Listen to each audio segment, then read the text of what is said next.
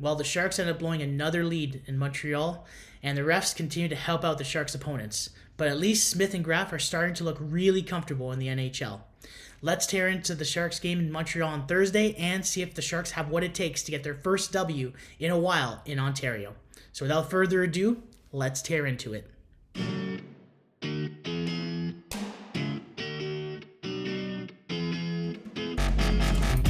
Welcome to episode 19 of the Teal Teardown Hockey Podcast. Wherever you are and whatever you're listening from, I just want to let you know that I appreciate you being here today. So, the Sharks played the Habs on Thursday, and they continue to blow their leads. They seem to have some kind of a lead. They hold on to it for a little bit, but this game was a lot more like how the Sharks played in the beginning of the season, where they would get a goal and give it up, not quite right away, but they would give up a goal right after. They couldn't seem to hold on to the lead the whole out throughout the game. And with a team like Montreal, you would expect a little bit better of a performance, which we kind of got. There was more goal scoring, more offense from the Sharks, but it was a little bit of a disappointing result. We're going to tear into it in a little bit. I don't really want to go back into the standings. I feel like I'm repeating myself every time in the podcast. Yes, the Sharks are last place. Yes, the Sharks are pretty much probably going to get the bottom best chance to get the first overall pick this year. Nothing much to say here. The Sharks aren't going to get any better, especially by the end of this Friday when the trade deadline is finalized and it's actually said and done. We obviously know that the Sharks are going to sell out some of their guys, and they're just going to get a little bit worse for sure. Unless Greer has something up his sleeve where he's going to get something back, like a Seth Jones or a Noah Dobson, which I think is kind of out there at this point. If it was going to get done, it would be done by now. And the Sharks are kind of finishing up their road trip. It was another long one, even though they did have a break in the Four Nations tournament. They still have 4 more games to go.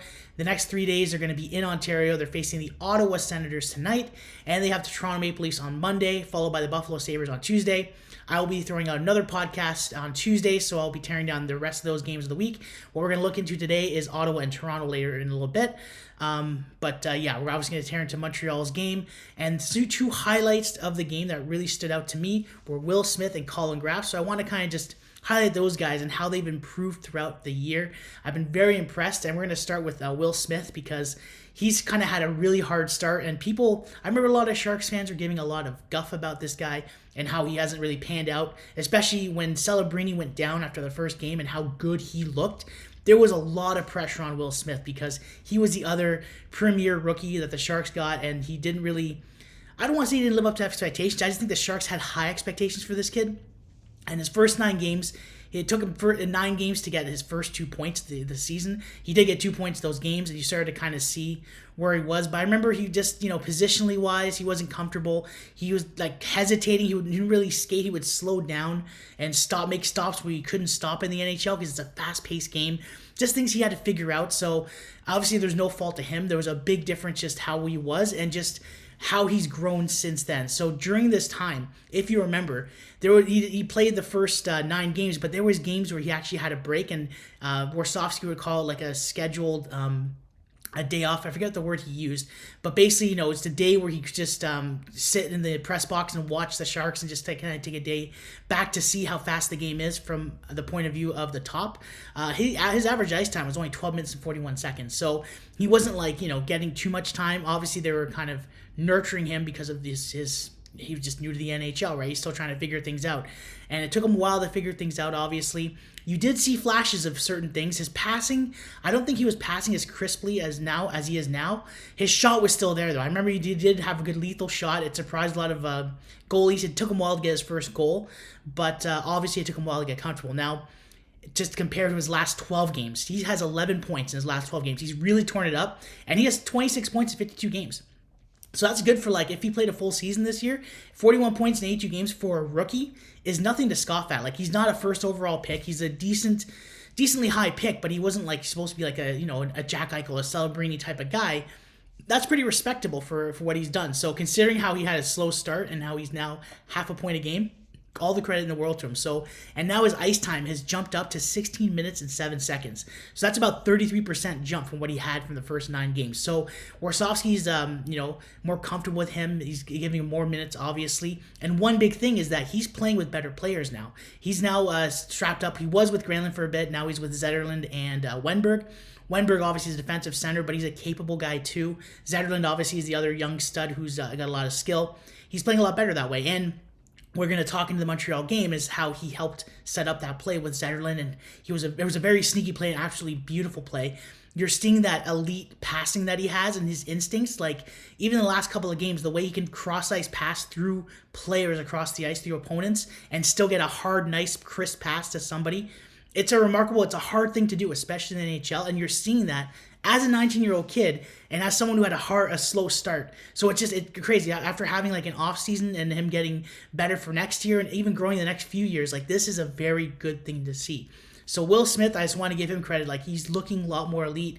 And when he's playing with Celebrini, like whether they're on the power play or like during maybe some switching players and somehow they're still stick on the ice for a bit, they have a lot of chemistry. And I really hope that they stick together for a long time as the Sharks, because they already have the chemistry. We're already seeing it. They're really good friends. They really like each other, obviously. And that's only going to add to how good the Sharks are going to be in the future. They're going to be the culture of this room in the next few years. They're going to probably be the leaders because, we're getting rid of the older guys, the guys who are kind of helping through the rebuild, aren't going to be here for a long time. They're going to be the guys that everyone's going to look to. And if they're going to have that positive vibes that they give and their ability to play together the way they do, the culture's only going to be that much better. So all the credit to Will Smith. I just want to give him props because he has been improving. And this is what I've been saying since the beginning of the podcast here. So the first few episodes is that I know we know the Sharks are going to be bad. As long as the game one Sharks are a lot worse than the game 81 Sharks are going to be way, way better, that's an improvement. Even though if they're in the basement, I don't care. If we see that Will Smith, Macklin Celebrini, they're just way better, which we're already seeing, than they started, that's a win for us. And that's what we want to see. And another guy that has he's still not as good as Will Smith. He's not showing as much offensive flair, is Colin Graf. Now, he's 22 years old, obviously. 3-year difference from Will Smith. He's a little bit more experienced. He did come from the college. He finished his few years in college, and he did have a stint with the Sharks last year for 7 games. He only had 2 assists. He's improved as well, and honestly, defensively, in this game against the Habs and against Winnipeg, he really looked good, which is why Warsofsky kind of played him in overtime with Wenberg. He had that, we talked about in the last podcast, that plan to play that defensive style and maybe wear out the top line so that way the scoring line for the Sharks could come out against a weaker line for the 3-on-3. It didn't work out that way, but it's still a point to say is that Graf had such a good defensive game that Warsofsky trusted him enough to try and stop Winnipeg, which is a huge task to do for any team right now, especially a basement team. So the fact that he was able to do that, and the way he's been playing, and even to Montreal, he had some great defensive plays, is as a testament to how well he's playing. Now, points-wise, he only has 14 points in 16 games this season. His first 8 games, he had 13 minutes, 57 seconds average ice time. Now he's jumped up a couple of minutes, not even, like a minute and a half, 15 minutes and 13 seconds. Not much more. He's kind of suffering with kind of what Smith has been suffering with, which is like he's playing with the lower-end talent here. But I don't think it's so much of a bad thing. He played with Sturm the last game. I think by playing with these kinds of defensive centers, I feel like Graf can play that defensive style better as a forward, and I think that's where he can grow into with this scoring ability as a secondary thing. You see a lot of those flashes. I mean, there's one play he made against Montreal we're going to talk about. Unbelievable. But I think he can really, really stand out as a defensive type of forward, which is something the Sharks are going to need if they become like a contender in the future. And this is like a really, really huge, huge thing for the Sharks, that they have these young players of so much talent, so much ability with that offensive flair, but can also show both sides. I mean, we could talk about Celebrini all day and how he is that already, and he's only going to be that much better. But I mean, to have these secondary guys that, when you're shutting down the Celebrini line against a really good team in the playoffs, you're going to need those secondary guys to kind of do those things as well. And it looks like the Sharks are growing to have that. So I wanted to highlight, Smith and Graf, great growth, and there's still at least another 20 games left. It's a lot of optimism for these two guys, and I hope they even get even better. Obviously, the reason I want to highlight them is how good their games were against the Habs, and that is what we're going to turn to next, is the game on Thursday. So without further ado, let's get into that as well. So the Habs and Sharks played on Thursday. Basically, the Habs were coming off a nice couple of games where they won, and one was against Carolina, the previous game before the Sharks. So they had a little bit of confidence coming in here, a little bit of swagger. Where the Sharks are in the Bell Center, which is already hard to play in. If you remember the Four Nations tournament, U.S. and Canada played in Montreal, and that was, being that much energy for the U.S. was very hard, even though they won that game. It's not easy to play in building like that when, fans are very intense. And if you could really quiet the crowd in the beginning of the game, you can kind of get your momentum into it. The Sharks did have that ability as they scored 4 minutes in with Zetterlund. And this is Smith's incredible awareness and play to see Zetterlund right by the net. So Smith circles around the boards. He's getting chased, and he just makes a quick backhand pass. And what he's doing that, Montembeault, who was playing for Team Canada, he was on the Team Canada roster. He never played a game, but he was considered good enough. He's having a good year. He was tricked by Smith. He thinks he's going for a wraparound. So Montembeault's already preparing and moves all the way to the left side of the net, expecting Smith to wrap it around. But Smith makes a backhand pass. Zetterlund's right in the open net, and he has an easy goal right there.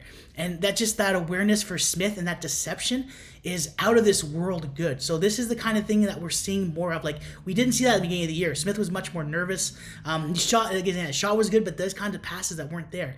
And that was an incredible play. So Zetterlund makes it 1-0, tricks Montembeault, and that's a good sign for the Sharks. So you're kind of feeling this energy already. Like, okay, this is going to be a lot better than the last 2 games.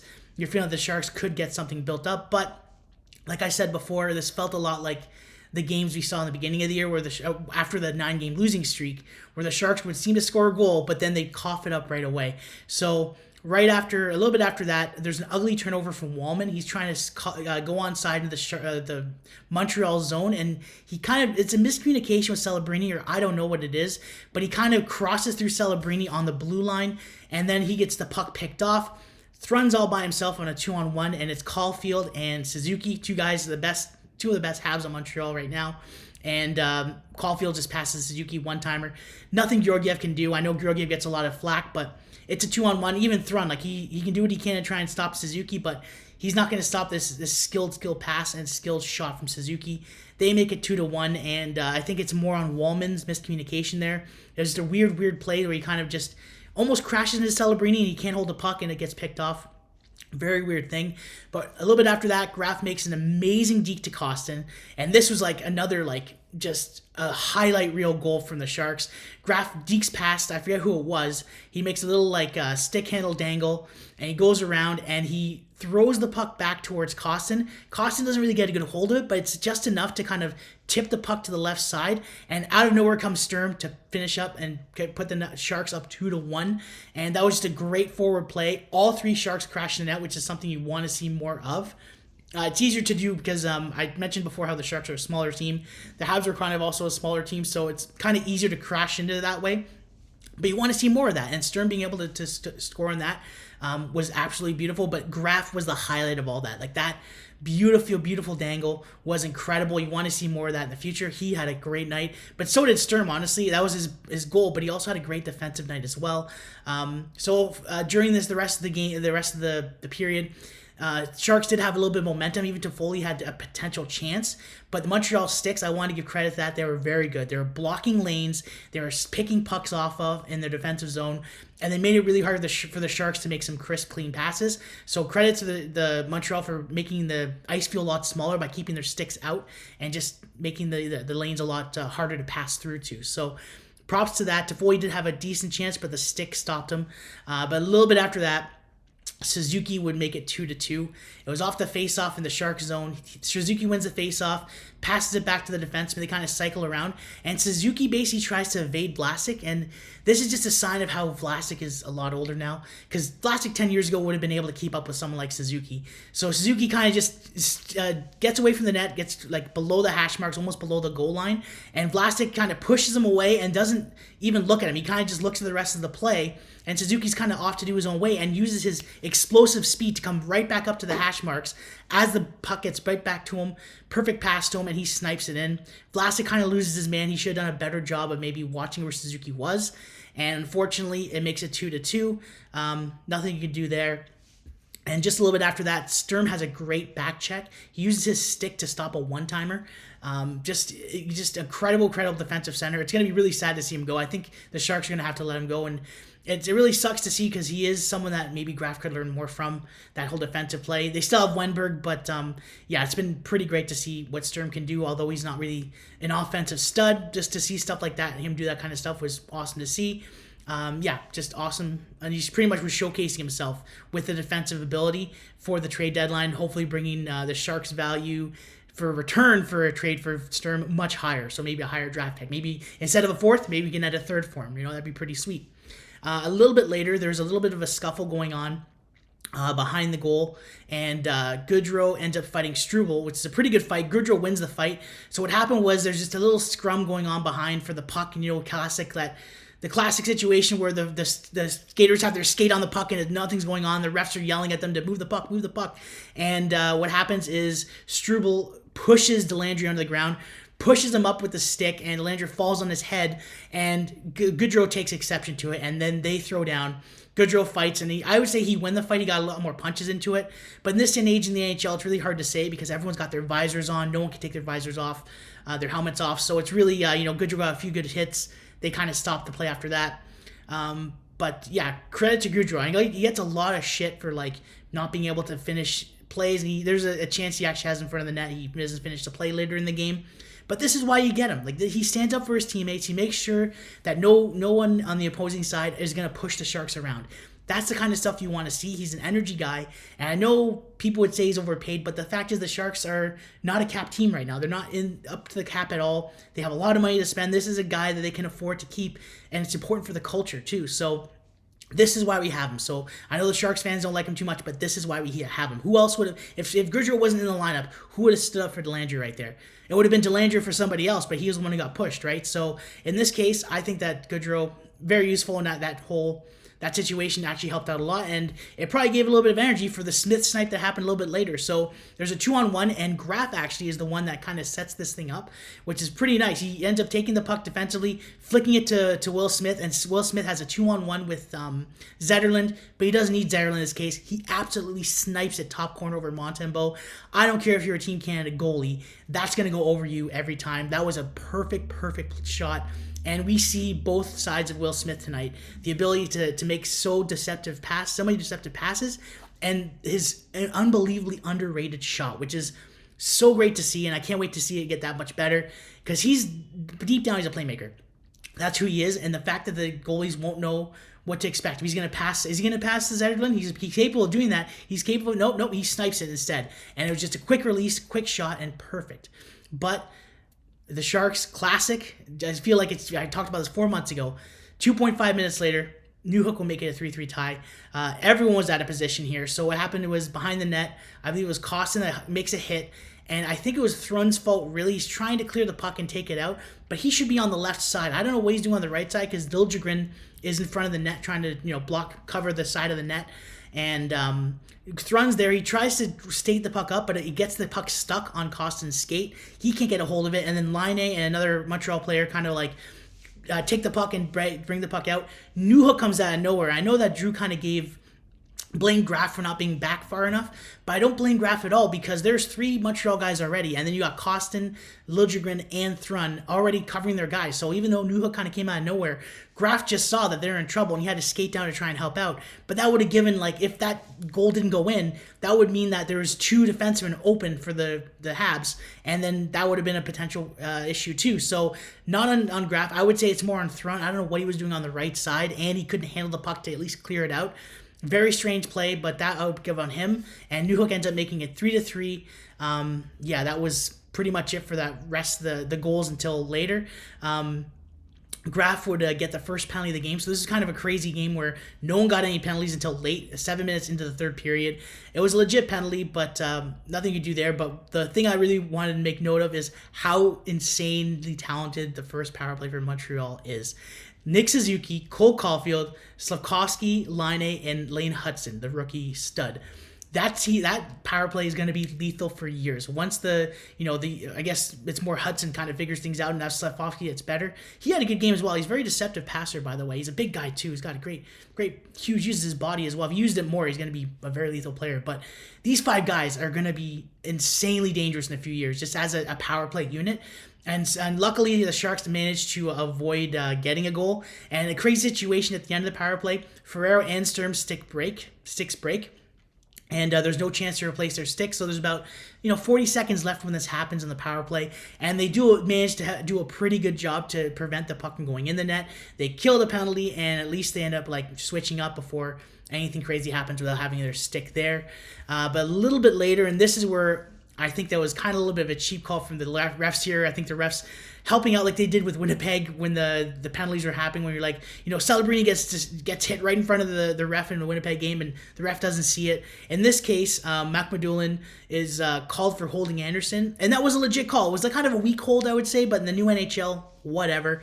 But what happened was Anderson obviously dove. Like, McMadoulin kind of held him a bit, and then if you're being held, how do you fall? It doesn't make any sense. So Anderson ends up making a big show of it and falls down on the ground. Doesn't get a call for diving, which I don't understand why. McMadoulin's in the box, and Randy Hahn mentions that, or I think it was actually Drew Amenda mentions that Borsovsky's livid. You could tell he's holding back, though, as he's saying he's very, very livid, but he's holding back.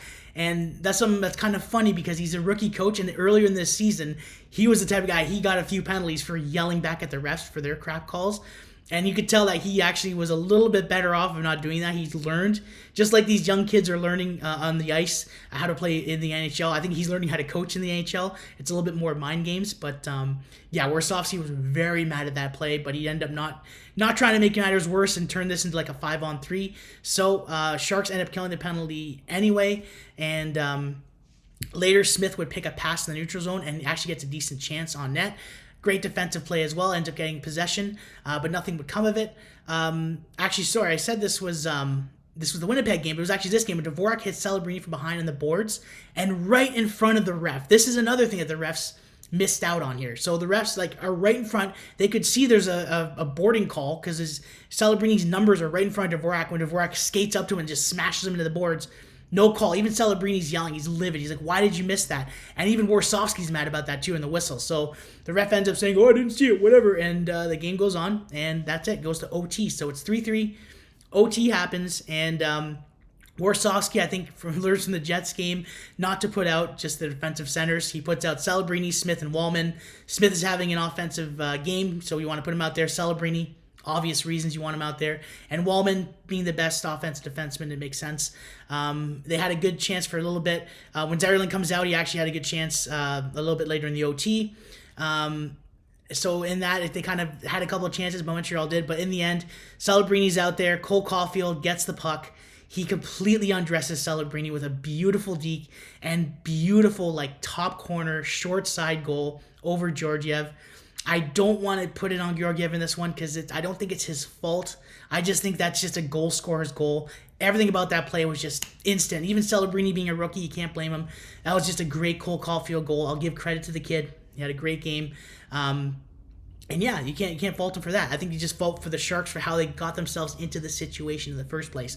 From those mistakes of allowing that thrown goal, allowing the third goal against, the giveaway from Wallman. These are the kinds of things that shouldn't happen. So the Sharks could have won this 3-1 without having to go to overtime. Unfortunately, it got to that point. And when it's 3-on-3, it's kind of a crapshoot because whoever has possession kind of can have possession for most of the game if they kind of just play the puck right? So unfortunately, it's just one of those games. Cole Caulfield ends up getting that amazing goal, and it was a pretty one at least. You got to give him credit. And this is the kind of thing, Celebrini watches this. He hates to lose. He's going to learn from this. And I think next season, he's going to train and get so much better and learn from maybe watching video and just figure out how to get even better. He's going to become the type of guy who's going to not take this lightly. And the next game against the Habs, he's going to be ready. He's going to be very prepared. So in the end, the Sharks score on Montreal, but then what happened was just like the old times, the Sharks get, every time they score, they get a response back from another goal, from doing something really clumsy or just not really holding on to the lead properly. And that's really what it cost them, is that they would score and then they kind of fell back. They couldn't close out another game, but that's because of those mistakes they made. That now they're on a 6-game losing streak, and 3 of those games are at least for OT losses, so they got 3 points, which doesn't mean much because they're still last place and they're not climbing out of it. I think Anaheim's second last, and they still have 4 points on the Sharks. There's some positives you can get out of this, individual positives, but I think another thing is that the Sharks are crashing the net more. I think defensively they're not collapsing as much, which is a little bit better. But overall, the Sharks just need to figure out a lot of stuff. And I think, I don't know if they can figure out in Ottawa. We'd have to figure that out because they're going to play them tonight. And that's tonight at 7 p.m. Eastern, 4 p.m. Pacific.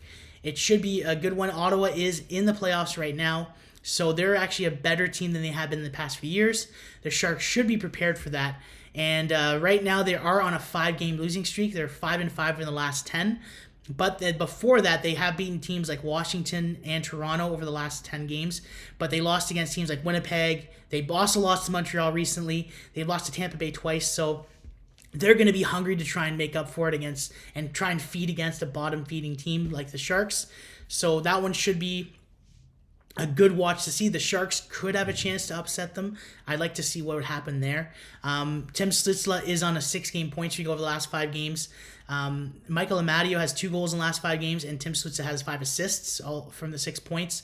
So, and I heard recently that Brady Tkachuk was injured from the Four Nations tournament. He will be back tonight, from what I heard. So that's going to be kind of a hard thing for the Sharks to overcome, because Brady Tkachuk is a gamer, and if he's missed a few games, I'm pretty sure he's going to be hungry to show that he's capable of playing. It's going to probably be a very physical one from him. The Sharks are going to have to be prepared for that. So when it comes to the power play, Ottawa is 12th place. They're 23.3%. Sharks are 26th place, obviously. In the penalty kill, they're 22nd. The Sharks are 22nd with 76.2%. Ottawa's 19th. So at least when it comes to the power play for the Sharks, maybe they have a chance to upset them. So maybe get Brady Tkachuk to take a dumb penalty, and you might be able to get a power play goal out of it.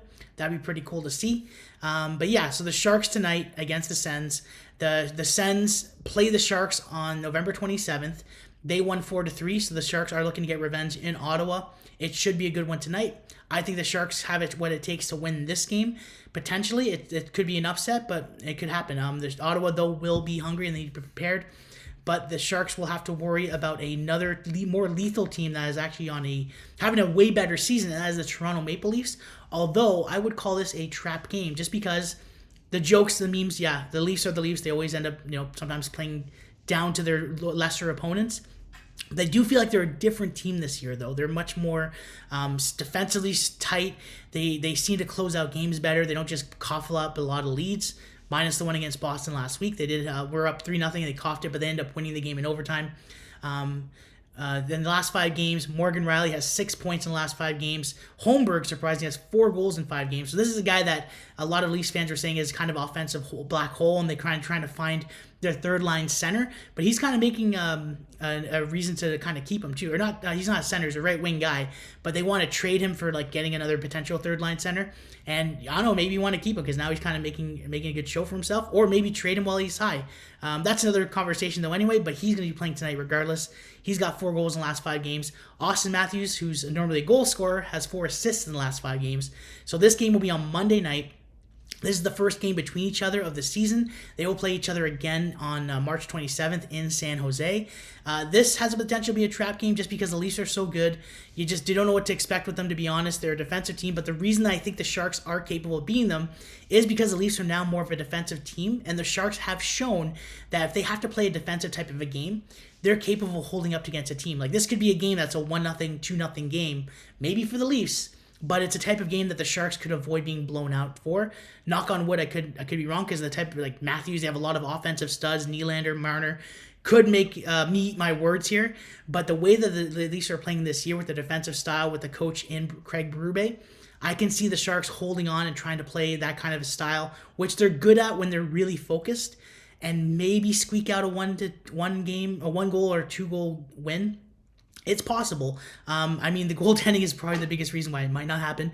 Vanacek is in tonight for Ottawa. I forgot to mention that. So it's likely Georgiev will get the start on Monday, because Warsofsky seems to like to go back and forth. Barring maybe Vanacek has an insane type of a game where he just proves that if the Sharks beat Ottawa and Vanacek is a big reason for that, that would give the reason to maybe start against the Leafs. But so far as what we see, he goes 1A, 1B every time. So right now it's Vanacek tonight. So it's probably going to be Georgiev on Monday. And it's looking like it could be Joseph Woll or Anthony Stolarz for the Leafs. It's a lose-lose situation. They're both having incredible seasons. People are arguing that they have the best, the Leafs have the best goaltending duo in the league right now, and it's hard to argue against that. Joseph Woll is 20-11-0. Anthony Stolarz is 13-5-2. Woll has a .910 save percentage. Stolarz has 927 save percentage. I don't know who even would go with. I feel like they're in a 1A, 1B situation as well, but for them it's a win-win situation. So the Sharks will have a tough time doing what they have to do. But either way, it'll be kind of fun to see Celebrini versus Matthews. Matthews is obviously a stud and he's a star player. But Celebrini being the future star, young guy, he's the type of guy that seems like he would like to play up against these types of guys to see how he matches up against them and learn from them to playing against them. So that's going to be a fun one to watch. In terms of points, Marner is leading the league in the Leafs. 74 points in 58 games. He's on a contract year, so it's not really a surprise why he's doing well. Players who tend to be on contract years tend to have great seasons, and he's not an exception to that. Nylander second place with 59 points in 59 games, a point a game. He's leading the Leafs with 34 goals. The reason Matthews isn't leading goals this season is because he's kind of nursing an injury. He's only played 44 games this season versus the Leafs having 59 games, so he's missed about 15 games. But that being said, he still has 21 goals and 28 assists, 49 points, so he's nothing to scoff at either. And Tavares is kind of drinking the fountain of youth again. He's almost a point a game, 49 points in 52 games. He has 22 goals and 27 assists. I mean, this is the top four guy, the core four everyone talks about. This is a team that the Sharks will definitely have to be solid defensively to hold up to, and we can't see these kinds of mistakes against the Habs. It's possible to beat them, but we have to be able to see basically play much more of a tight game and not kind of lose your positioning and just to make sure you cover these star guys because they're very evasive and very good. So one positive thing is that the Leafs this year, their special teams isn't as good. They're 13th in the power play. They're 23.2% on the power play, at 13th place. The penalty kill is 79.5%. They're 14th place. So the Sharks have a chance to maybe upset them and get some kind of a power play goal if the refs let them. Let's just say that because of what's been going on lately. The Leafs are they're 7-3 in their last 10. They've won their last 4 against pretty good teams in New York, Carolina. You could argue Boston's having a rough year, but when it comes to the Leafs playing in Boston like they did, it's always going to be a tough time, and the fact that they got a win out of that is pretty surprisingly good. They also beat Edmonton over the last 10 games as well. So nothing to scoff at. The Leafs are a good team. But that being said, like I said, I feel like it's a trap kind of a game for the Sharks, and they can manage to play a good defensive style against this new defensive team. They could squeak out a win. Like I said, anything's possible. I will be at this game because I am in the Toronto area, so I'm excited to watch it. Personally, it's my pilgrimage every year. I like to go see the Sharks play in Toronto, and it's going to be a good one regardless. I'm going to be extremely loud and proud for Teal. I'll be hoping that they're going to do well. And I'll be here on Tuesday to break down that game and the Ottawa game, and then obviously talk about the rest of the week's games when the Sharks will finish out their road trip and then go back home on Saturday. But that is something more to talk about on the next episode. And right now, I just want to thank you all for listening. That is it for today. Thank you all, and if wherever you are, whatever platform you're listening from, I just appreciate you being here with me today. You can check me out wherever you listen to podcasts. Obviously, where you're listening from right now is just as good. I'm also on YouTube. I'm on Instagram at Teal Teardown Hockey and X at Teal Teardown HKY. If you like the show, leave a like or a comment, and it helps with the algorithm, obviously. And if you really like it, subscribe. And that's it for me. I will see you again in a few days.